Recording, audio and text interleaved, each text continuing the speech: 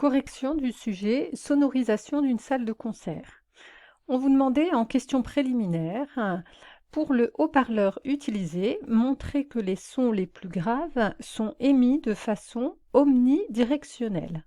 Alors on avait des renseignements ici sur le haut-parleur utilisé, on a son diagramme. On voit d'après le diagramme plusieurs courbes pour différentes fréquences. Donc dans la question, on vous parle de son grave. Donc la courbe correspondant au son grave correspond à celle dont la fréquence est la plus faible. Donc ici, ce sera celle qui est tout autour, foncée. Et on voit que pour cette courbe-là, dans ce diagramme-là, il n'y a pas d'atténuation, quel que soit l'angle de l'haut-parleur. Donc, quelle que soit la personne où elle est placée par rapport à l'haut-parleur en termes d'angle. Et puis, deuxième chose, on vous redonnait la définition ici d'une source omnidirectionnelle. On vous dit qu'elle est omnidirectionnelle si elle émet les sons de la même manière dans toutes les directions. Là, c'est bien le cas. On voit bien qu'elle émet les sons de la même manière dans toutes les directions. Donc, c'est bien une source omnidirectionnelle pour les sons graves. On voit également que ça ne l'est pas justement pour les sons aigus. Prenons par exemple le 8000 Hz. On voit que quand on est en face, il n'est pas atténué. Et puis par contre, regardez, si on se tourne à 60 degrés, regardez de combien de décibels il a été atténué. Il a été pas mal atténué. Donc il est omnidirectionnel pour les sons graves. Donc un exemple de rédaction de réponse. Les sons graves correspondent à ceux dont la fréquence est la plus faible. Sur le diagramme de réactivité, on observe que pour f est égal à 500 Hz, donc ici ce sont les sons les plus graves, il n'y a pas d'atténuation selon l'ongle, il est donc omnidirectionnel pour les sons graves. En deuxième question, on vous disait le haut-parleur utilisé est directif pour les sons aigus. Que signifie le terme directif? Alors, si on ne se rappelle pas qu'est-ce que ça veut dire directif, on peut regarder ici le diagramme. Son aigu, là c'est le contraire, c'est plutôt 800 Hz. Et là, on voit que pour les 800 Hz, on voit qu'il y a une atténuation très rapide, justement, par rapport à l'angle. Vous voyez, il suffit de varier un tout petit peu l'angle. On voit qu'il y a déjà une atténuation qui est quand même assez marquée. Donc, il est directif, c'est-à-dire qu'on n'a pas d'atténuation quasiment que quand on est à 0 degré en termes d'angle.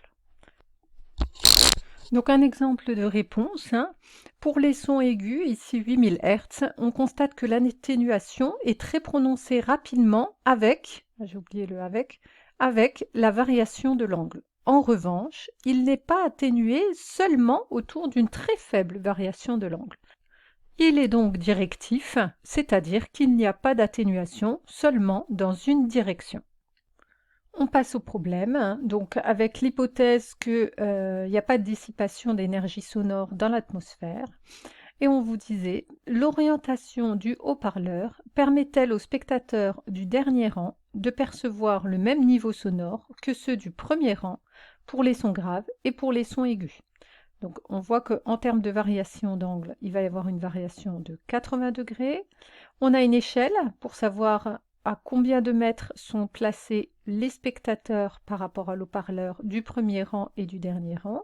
Et puis il va falloir faire l'étude pour les sons graves et l'étude pour les sons aigus, puisqu'on voit bien qu'on n'a pas la même atténuation selon que ce sont des sons graves ou des sons aigus. Donc, quand on regardait l'échelle, on voyait que 2 mètres sur ce qui nous était donné ici, avec notre règle, ça correspondait à 1,7 cm.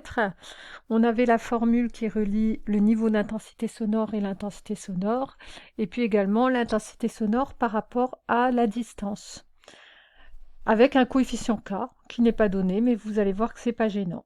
Alors, ce qu'on va faire, on va faire une étude où on va essayer de comparer justement donc le niveau d'intensité sonore au premier rang et au dernier rang. Donc, qu'est-ce qu'on connaît pour le moment? Pour le premier rang, quand on faisait avec l'échelle, on constatait qu'ils étaient à 4,2 mètres et qu'ils sont pour l'haut-parleur avec un angle de déviation de 45 degrés.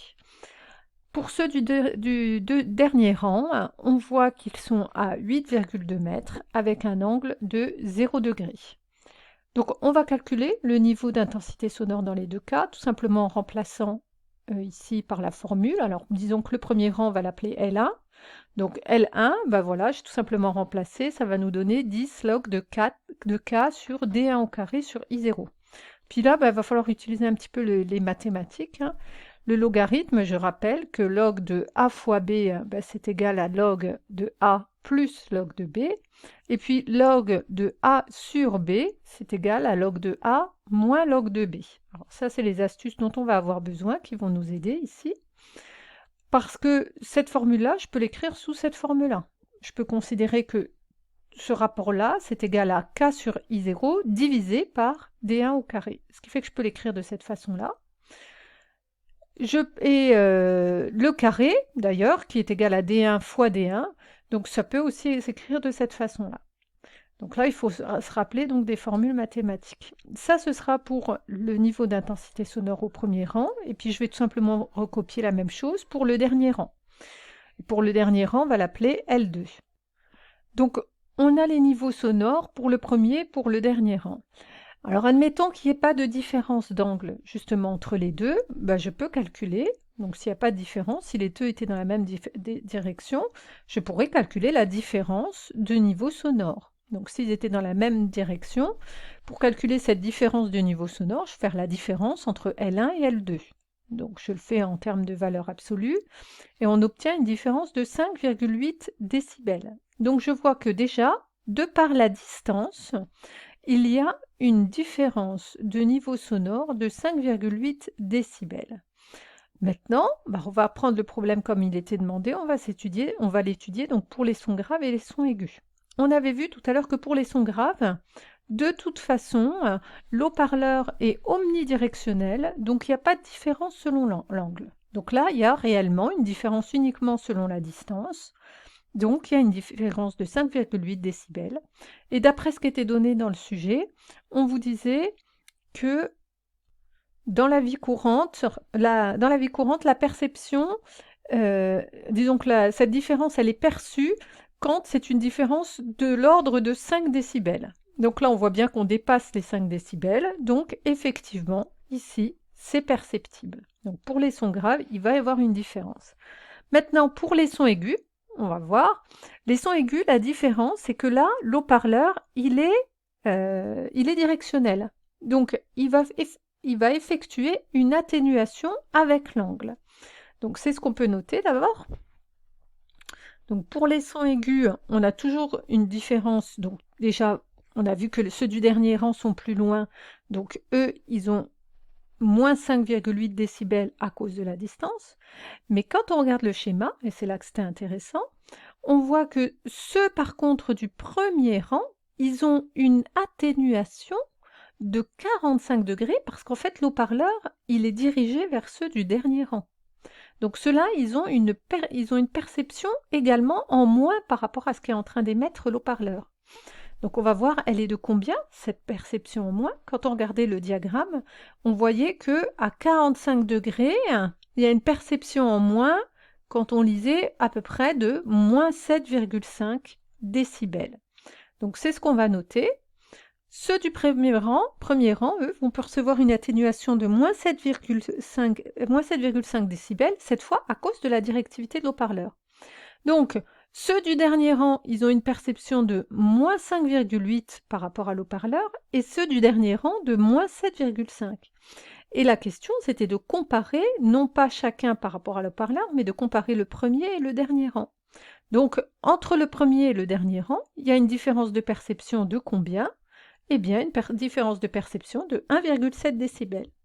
Et là, 1,7 décibels, est-ce que c'était perceptible ou pas? Eh bien non, ce n'est pas perceptible.